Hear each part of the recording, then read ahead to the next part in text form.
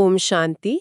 प्यारे रूहानी भाई बहनों, आज की मुरली 16 अप्रैल 2026 के मंथन में आपका बहुत बहुत स्वागत है। ओम शांति। आप सभी का इस शांतिपूर्ण और रूहानी परिवार में बहुत प्यार से स्वागत है। आज हम शिव बाबा के महावाक्यों की बहुत गहराई में उतरने वाले हैं। जी हाँ, और सच कहूँ तो आज की मुरली जब मैं इसे सुबह पढ़ रही थी ना, तो एक अजीब सी शांति महसूस हो रही थी। एक बहुत ही प्यारा सार बाबा ने आज मीठे बच्चे में दिया है। बिल्कुल, बाबा ने बहुत स्पष्ट कहा है कि योग से ही आत्मा की खाद निकलेगी, बाप से पूरा वर्षा मिलेगा। इसलिए जितना हो सके योग बल बढ़ाओ, है ना। और ये जो शब्द है ना, खाद मिलावट, जरा सोचिए, एक सोने का आभूषण है जो समय के साथ पूरी तरह काला पड़ गया है। जी, अपनी असली चमक खो चुका है। बिल्कुल, अपनी चमक, अपना मूल्य सब खो चुका है। अब अगर उस सुनार को वो चमक वापस लानी है तो वो क्या करता है? वो उसे किसी हथौड़े से पीटता नहीं है। सही कहा, वो उसे रगड़ता भी नहीं है। वो बस उस आभूषण को आग की एक भट्टी में उस तेज तपिश के बीच ना एकदम खामोशी से रख देता है। वाह! और फिर वो आग अपना काम करती है। बिल्कुल, जैसे जैसे वो आग अपना काम करती है, बिना किसी शोर के, सोने में मिली हुई सारी मिलावट, वो सारी खाद अपने आप जलकर अलग हो जाती है। वाह, कितना सुंदर इशारा है। और जो बचता है वो है 100% शुद्ध कुंदन। जी, और यही तो वो रूहानी भट्टी है जिसकी बाबा बात कर रहे हैं। कोई बाहरी संघर्ष नहीं, बस शिव बाबा की याद रूपी योग अग्नि में टिक जाना है। एकदम सही कहा आपने। ये सोनार और भट्टी का जो दृश्य आपने बताया ना, ये बहुत ही सटीकता से हमारी आज की आत्मिक स्थिति को दर्शाता है। कैसे? मतलब हम सभी आत्माएं जन्म जन्मांतर की यात्रा से गुजरते हुए उस काले पड़े आभूषण की तरह ही तो हो गई हैं। जी, लेकिन बाबा हमें याद दिला रहे हैं कि ये शुद्धिकरण की एक ऐसी प्रक्रिया है जहां कोई शोर शराबा नहीं चाहिए, बस सही वातावरण में यानी योग की अग्नि में टिक जाने की जरूरत है। बहुत गहरी बात है। और इसी से मुझे बाबा का वो प्रश्न याद आ रहा है जो आज मुरली में था। बाबा ने पूछा कि देवी देवताओं के कर्म हमेशा श्रेष्ठ के, लेकिन अभी वर्तमान समय में सबके कर्म भ्रष्ट क्यों बन गए हैं? जी, और इसका जो उत्तर बाबा ने दिया है वो हमारे रोजमर्रा के जीवन का सबसे बड़ा सच है। हाँ, बाबा ने कहा कि मनुष्य अपना असली सद्धर्म भूल गए हैं। धर्म भूलने के कारण ही कर्म भ्रष्ट होते हैं। और यहाँ धर्म शब्द को समझना बहुत जरूरी है। जी बिल्कुल, क्योंकि दुनिया में तो धर्म का मतलब कुछ और ही निकाला जाता है। हाँ ना, अक्सर हम धर्म का अर्थ किसी रिलीजन से, जैसे हिंदू, मुस्लिम, ईसाई से जोड़ लेते हैं। लेकिन बाबा यहाँ आत्मा के स्वधर्म की बात कर रहे हैं। यानी हमारा जो ओरिजिनल नेचर है, शांत स्वरूप, पवित्र स्वरूप। बिल्कुल वही। जब कोई आत्मा ये भूल जाती है कि वो मूल रूप से एक शाश्वत शांत ऊर्जा है, तो वो खुद को इस नश्वर शरीर से पहचानने लगती है। और वहीं से सारी गड़बड़ शुरू होती है। फिर शरीर से जुड़े जो भी रिश्ते हैं, समाज में जो पद हैं, बैंक बैलेंस हैं, बस यही सब उसकी पहचान बन जाते हैं। और क्योंकि ये सारी चीजें नश्वर है, मतलब ये कभी भी छिन सकती हैं। है ना, बिल्कुल छिन सकती हैं। और इसी छिन जाने के डर और असुरक्षा के आधार पर हम जो भी कर्म करते हैं उसमें स्वार्थ आ जाता है, और उसी स्वार्थ को बाबा भ्रष्ट कर्म कहते हैं। समझ रही हूँ। ये सिद्धांत अगर हम मनोवैज्ञानिक स्तर पर देखें तो बहुत साफ समझ आता है, लेकिन मुझे लगता है इसे रोजमर्रा के जीवन में उतारना सबसे बड़ी चुनौती है। वो कैसे? मतलब मान लीजिए कोई व्यक्ति सुबह सुबह ऑफिस जा रहा है। जी। अचानक ट्रैफिक में कोई उसकी गाड़ी को टक्कर मार दे, या मान लीजिए ऑफिस पहुंचते ही बॉस बिना किसी गलती के जोर जोर से चिल्लाने लगे। हाँ, ऐसा तो अक्सर होता ही आजकल। है ना। तो उस क्षण में जब दिल की धड़कन तेज हो रही हो, गुस्सा आ रहा हो, तब मैं एक शांत स्वरूप आत्मा हूँ, ये सोचना तो शायद आखिरी चीज होती है हमारे दिमाग में। सच कहा आपने। तो जब हम अपना असली धर्म भूल जाते हैं तो उस पल में हमारे दिमाग में क्या चल रहा होता है? आत्मिक स्मृति खोने का ये प्रभाव व्यवहारिक रूप में कैसे काम करता है? यही तो वो खाद है जिसकी बाबा बात कर रहे हैं। चलिए इसे एक नाटक के उदाहरण से समझते हैं। जी बताइए। मान लीजिए एक अभिनेता मंच पर किसी ऐसे व्यक्ति का किरदार निभा रहा है जिससे बहुत गालियां पड़ रही हैं, बहुत अपमान सहना पड़ रहा है। ठीक है। अब अगर वो अभिनेता ये भूल जाए कि ये सिर्फ एक नाटक है और वो खुद को ही वो किरदार मान ले, तो क्या होगा? तब तो उसे सचमुच का आघात लगेगा, वो रोने लगेगा, शायद डिप्रेशन में भी चला जाए। बिल्कुल, उसे लगेगा कि ये अपमान मेरा हो रहा है। बस यही हमारे साथ ऑफिस में होता है। अच्छा। हाँ, जब बॉस चिल्लाता है और हम देह अभिमान में होते हैं, यानी उस किरदार को अपनी असलियत मान चुके होते हैं, तो हमें लगता है कि मुझ पर, मेरे अस्तित्व पर हमला हो रहा है। और इसीलिए हम तुरंत क्रोध में प्रतिक्रिया देते हैं, यानी रिएक्ट करते हैं। जी, हम रिएक्ट करते हैं क्योंकि हम डरे हुए हैं। लेकिन अगर हम आत्मिक स्मृति में हैं तो हम उस अभिनेता की तरह होते हैं जो जानता है कि मैं तो एक स्वतंत्र चेतना हूं, ये केवल एक पाठ है जो चल रहा है। वाह, मतलब मैं वो किरदार नहीं हूं, मैं उसे निभाने वाली आत्मा हूं। बिल्कुल। और जब ये स्मृति होती है तब हम ये देख पाते हैं कि जो बॉस चिल्ला रहा है वो असल में अपनी ही असुरक्षा या तनाव रूपी खाद के वश है। मतलब वो खुद दर्द में है, एक बीमार आत्मा है। जी हाँ। और जब आप उसे एक बीमार आत्मा के रूप में देखते हैं तो ये स्मृति आपके भीतर एक मनोवैज्ञानिक ढाल बना देती है। तो फिर हमारा कर्म कोई रिएक्शन नहीं होता। नहीं, तब वो एक सचेत और शांत रिस्पॉन्स होता है। हम करुणा से भर जाते हैं। यही आत्मिक भान श्रेष्ठ कलमों की नींव है। विचार कीजिए, कितना स्पष्ट कर देने वाला नजरिया है ये। आत्मिक स्मृति सच में एक तरह का कवच है। बिल्कुल कवच है। और जब हम इस कवच के बिना देहाभिमान में हजारों सालों तक रहते हैं तो हमारी स्थिति का गिरना स्वाभाविक ही है। एकदम स्वाभाविक है। शायद इसीलिए बाबा ने आज के मुरली में सृष्टि चक्र की हिस्ट्री ज्योग्राफी का इतना गहरा वर्णन किया है। जी। हम अक्सर इतिहास को कुछ 100 या 1000 सालों में नाप लेते हैं, देशों की सीमाओं से जोड़ते हैं, लेकिन बाबा हमें पूरे 5000 साल की यात्रा देखने का नजरिया दे रहे हैं। ये सच में एक बहुत ही व्यापक दृष्टिकोण है। बाबा हमें याद दिलाते हैं कि कैसे ये भारत, जो कभी पारसपुरी था, पारसपुरी यानी जहां सब कुछ पारस के समान मूल्यवान था, जी, जहां एकदम सतो प्रधानता थी, हर चीज पवित्र थी, वही भारत आज पूरी तरह से तमो प्रधान और कंगाल हो गया है। ये एक बहुत बड़ा कॉन्ट्रास्ट है। बिल्कुल।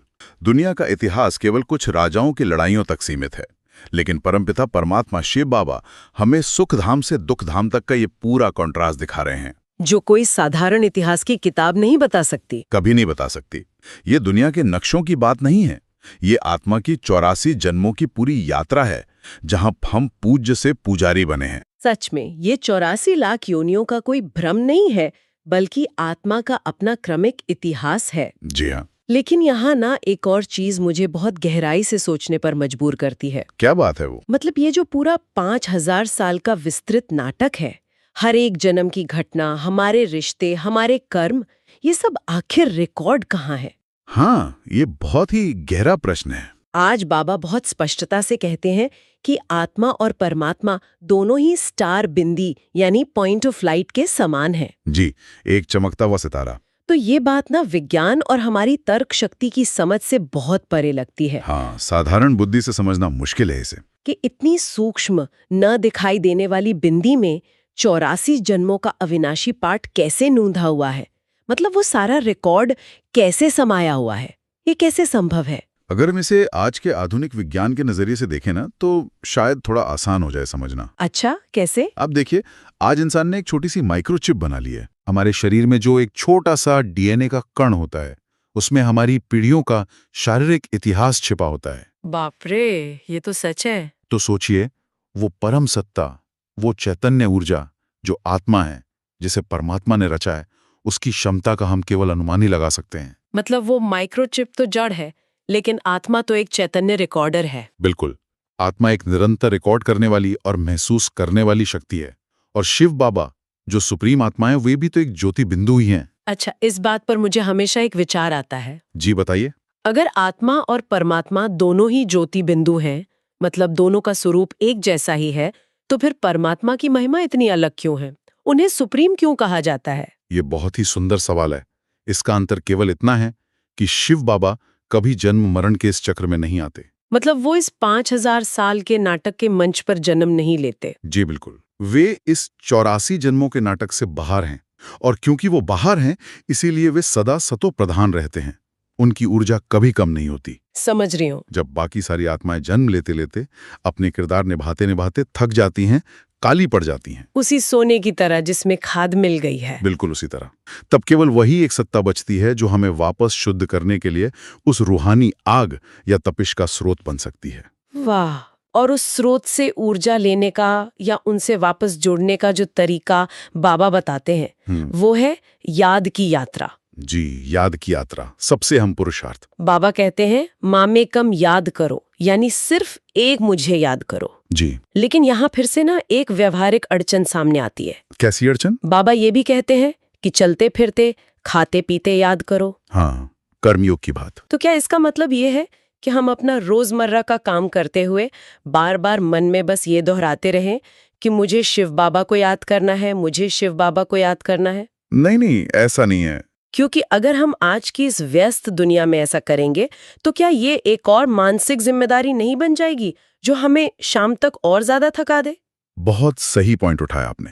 अगर हम इसे एक और टास्क या काम बना लेंगे ना, तो यकीनन मानसिक थकान होगी ही। जी। दुनिया में ध्यान या मेडिटेशन को अक्सर सब कुछ छोड़कर एक जगह आंखें बंद करके बैठ जाने के रूप में देखा जाता है। हाँ, कि बस कोने में बैठ जाओ। लेकिन बाबा यहाँ जिस कर्म योग की बात कर रहे हैं वो बिल्कुल अलग है। चलते फिरते याद करने का मतलब ये बिल्कुल नहीं है कि मन में कोई मंत्र जपना है। तो फिर असल में इसका क्या मतलब है? इसका मतलब है देही अभिमानी अवस्था में टिकना। इसे थोड़ा और स्पष्ट करेंगे? जैसे मान लीजिए एक कुशल संगीतकार होता है। जी। जब वो पियानो बजाता है तो उसके हाथ अपने आप चलते हैं, उसका पूरा ध्यान उन सुरों पर होता है। बिल्कुल, वो पूरी तरह मग्न होता है उसमें। हाँ, लेकिन क्या उसे खुद को हर पल ये याद दिलाना पड़ता है कि मैं एक संगीतकार हूँ, मैं एक संगीतकार हूँ? नहीं, वो तो उसे स्वाभाविक रूप से पता ही होता है। बस वो स्मृति उसके रोम रोम में बस चुकी होती है। ओहो, मतलब ये याद करना कोई क्रिया नहीं है, कोई एक्टिविटी नहीं है, बिल्कुल नहीं। बल्कि ये होने की एक अवस्था है, एक स्टेट ऑफ बीइंग है। एकदम सही शब्द इस्तेमाल किया आपने, स्टेट ऑफ बीइंग।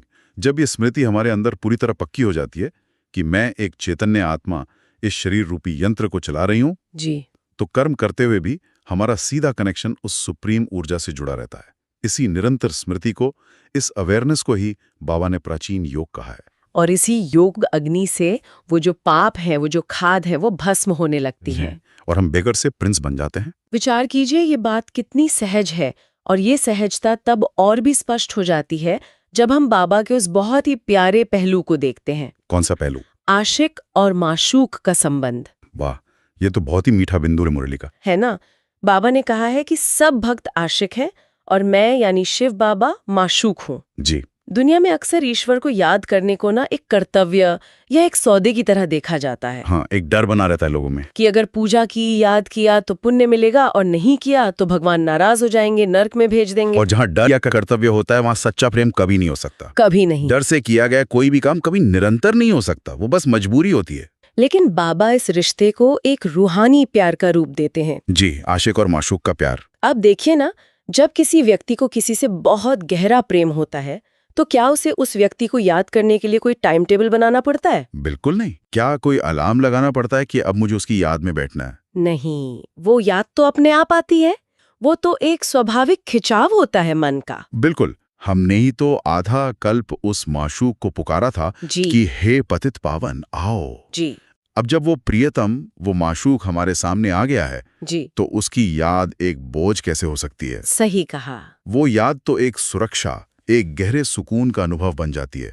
हम जितना ज्यादा प्यार से उन्हें याद करेंगे, हम उनके गले का हार बनेंगे।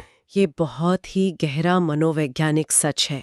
सांसारिक रिश्ते और उनका जो मोह है वो हमें थका देता है। हाँ, वो ऊर्जा खींच लेता है। लेकिन परमात्मा से ये जो रूहानी प्यार है, ये हमें अंदर से हल्का करता है, हमें ऊर्जा देता है। बिल्कुल, आत्मा को चार्ज कर देता है। और ये प्यार भरा खिंचाव हमें कहाँ ले जाता है? आज बाबा ने ना दो बहुत सुंदर दुनियाओं का रहस्य समझाया है। जी, निराकारी दुनिया और साकारी दुनिया। हाँ, जिसे अंग्रेजी में इनकॉर्पोरियल ट्री और कॉर्पोरियल ट्री कहा गया है। बाबा कहते हैं कि हम सब आत्माओं का मूल वतन में एक सिजरा यानी एक झाड़ बना हुआ है। जी। मुझे तो ये दृश्य किसी नाटक के मंचन से पहले के उस ग्रीन रूम जैसा लगता है। वाह, ये ग्रीन रूम की एनालॉजी बहुत ही सटीक है। जरा गहराई से कल्पना करें उस मूल वतन की, परमधाम की। जी। एक ऐसी जगह जहाँ समय का कोई अस्तित्व ही नहीं है, कोई टिक टिक नहीं घड़ी की, जहाँ कोई आवाज नहीं, कोई हलचल नहीं, बस एक असीम सुनहरा लाल प्रकाश है, शांति का सागर। जैसे नाटक के मंचन से पहले सभी कलाकार ग्रीन रूम में पूरी तरह शांत होते हैं, अपनी अपनी कॉस्ट्यूम पहने बिना अपने असली स्वरूप में स्थित होते हैं। जी, आराम कर रहे होते हैं। बिल्कुल। आत्माओं के उस रूहानी सिजरे में हम सभी आत्माएं अपने अपने नंबरवार क्रम में एक गहरी शांति में बैठी हैं। उस शांति को महसूस करना ही कितना सुकून देता है ना। बहुत सुकून मिलता है। जहाँ कल की कोई चिंता नहीं है, कोई जिम्मेदारी नहीं है, कोई पुराना हिसाब किताब नहीं चुकाना, बस एक गहरा अनंत सन्नाटा। जी। और फिर जैसे जैसे जिसका समय आता है, वो आत्मा अपना पार्ट बजाने आती है। हाँ, वो आत्मा इस साकारी दुनिया के, इस कॉर्पोरियल ट्री रूपी विश्व नाटक के मंच पर अपना अविनाशी पार्ट बजाने के लिए नीचे उतरती है। और जन्म दर जन्म अलग अलग कॉस्ट्यूम यानी शरीर पहनती है। बिल्कुल। और अब अगर हम देखें तो ये नाटक अपने अंतिम चरण में पहुंच चुका है। जी बिल्कुल, क्लाइमैक्स पर है। मंच पर बहुत अफरा तफरी मची हुई है। हर कोई थका हुआ है अपनी कॉस्ट्यूम पहन कर। और इसी समय के लिए, इसी अफरा तफरी के समय के लिए बाबा ने आज एक बहुत ही महत्वपूर्ण बात कही है। क्या? बाबा ने इस वर्तमान समय को ऑस्पिशियस कल्याणकारी युग कहा है। संगम युग। जी। और इसी बात पर मेरा ध्यान बार बार जाता है। मतलब अगर हम बाहर की दुनिया में देखें, न्यूज़ चैनल देखें, तो हर तरफ विनाश की तैयारियां हैं। बिल्कुल, युद्ध चल रहे हैं। प्राकृतिक आपदाएं आ रही हैं, युद्ध के हालात हैं। दुनिया इस समय को एक भयानक अंत के रूप में देख रही है। जी, लोगों में बहुत डर है। लेकिन दूसरी तरफ शिव बाबा कह रहे हैं कि ये तो कल्याणकारी समय है। बाबा स्वर्ग के द्वार खोल रहे हैं और रावण नर्क के द्वार खोलता है। हाँ। तो विनाश और कल्याण, इन दोनों को एक साथ कैसे समझा जा सकता है? ये जो इतना बड़ा विरोधाभास है, ये कैसे सुलझेगा? ये बाहर से देखने पर सच में एक बहुत बड़ा विरोधाभास लगता है, लेकिन प्रकृति का एक नियम है। जी, कौन सा नियम? जिसे विज्ञान में एंट्रोपी कहते हैं। यानी हर चीज समय के साथ पुरानी होती है, जर्जर होती है और फिर टूट जाती है। जैसे कोई भी पुरानी मशीन या बिल्डिंग? बिल्कुल। अब सोचिए, जब एक बहुत पुरानी, कमजोर हो चुकी इमारत को गिराया जाता है, तो जो बाहर लोग खड़े होते हैं, उन्हें क्या दिखाई देता है? उन्हें तो बस धूल, शोर और विनाश दिखाई देगा। जी, उन्हें डर लगेगा कि सब टूट रहा है, सब खत्म हो रहा है। हाँ। लेकिन अब आप उसी प्रोजेक्ट के जो आर्किटेक्ट हैं, उनकी नजर से देखिए। आर्किटेक्ट की नजर से? जी। क्या उस आर्किटेक्ट के लिए वो विनाश है? नहीं, उसके लिए तो वो एक नई शुरुआत है। बिल्कुल। वो तो उस नई, सुंदर और सुरक्षित इमारत के बनने की पहली और सबसे जरूरी प्रक्रिया है। क्योंकि बिना पुरानी जमीन खाली किए नई नींव रखी ही नहीं जा सकती। एकदम सही।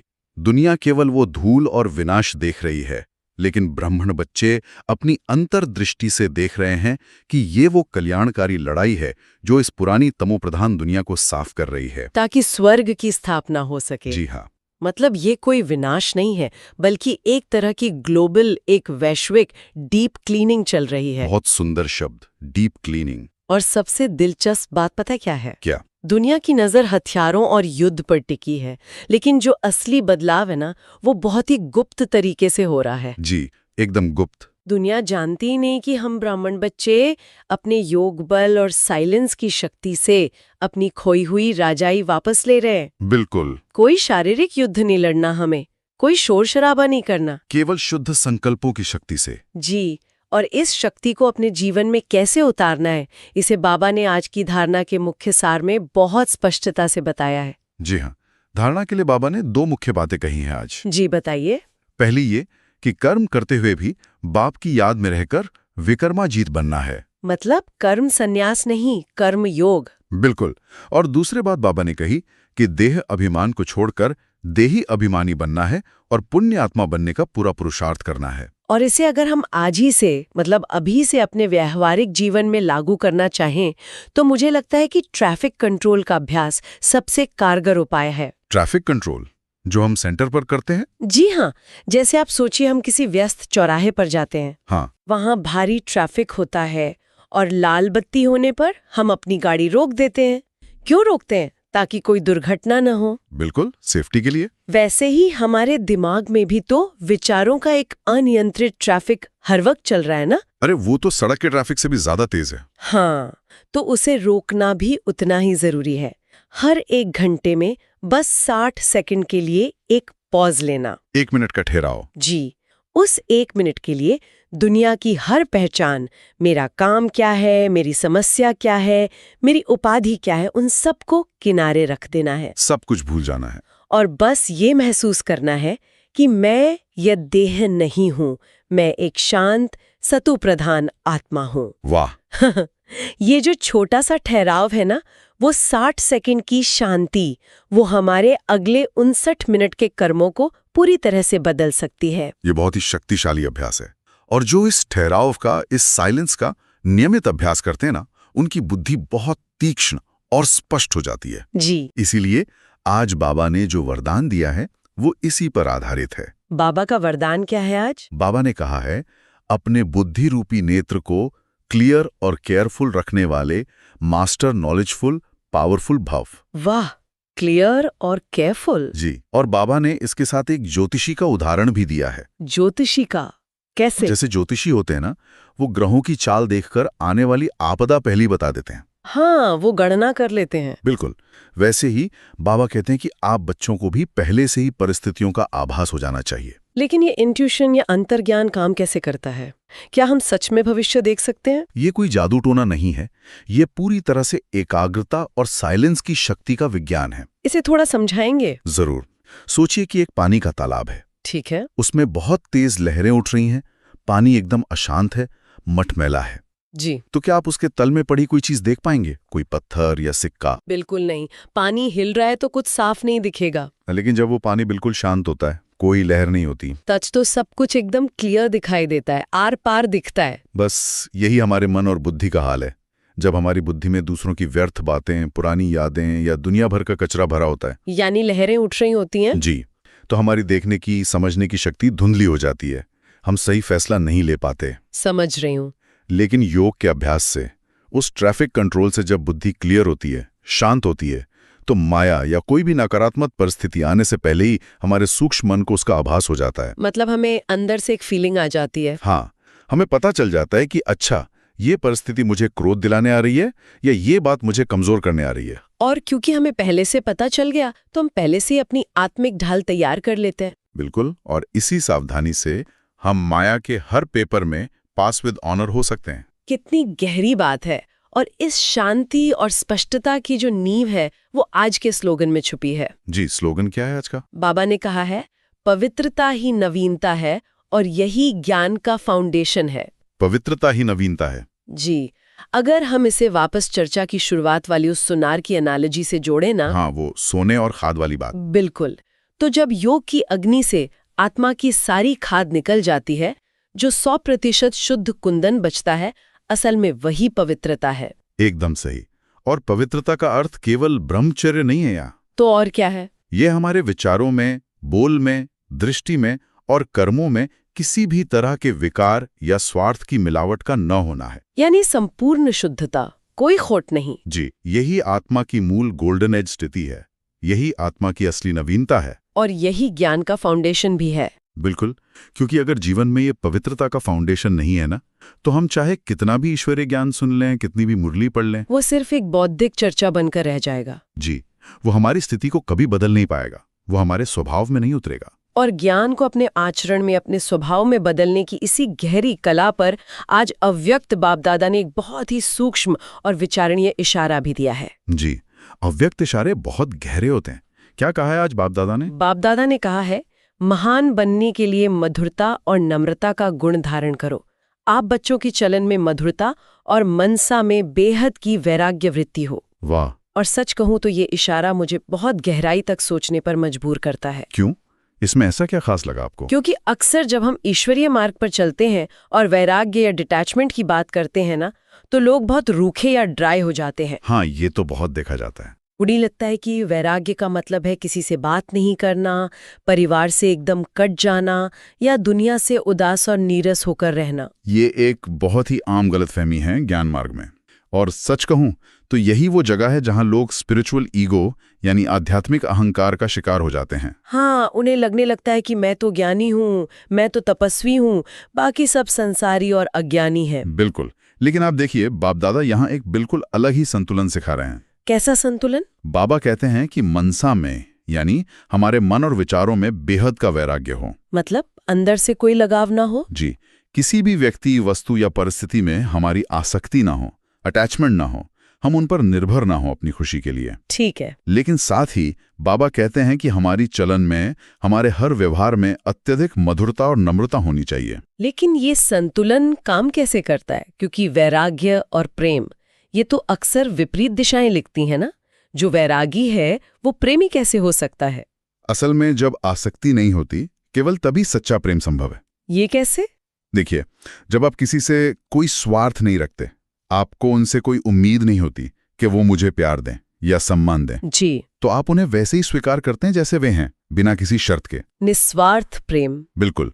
और जहां स्वार्थ नहीं होता, वहीं से सच्ची मधुरता और नम्रता जन्म लेती है। वाह, वैराग्य हमें परिस्थितियों के प्रभाव से दूसरों के व्यवहार से मुक्त करता है जी, और मधुरता हमें उनके करीब जाकर उनकी रूहानी सेवा करने के योग्य बनाती है। अगर मधुरता न हो तो वैराग्य इंसान को कठोर बना देता है, पत्थर दिल बना देता है। एकदम सही कहा आपने। वैराग्य और प्रेम का ये अनूठा संतुलन ही एक आत्मा को सच्चा विश्व कल्याणकारी बनाता है। मतलब अंदर से पूरी तरह न्यारा और बाहर से सबके लिए अति प्यारा।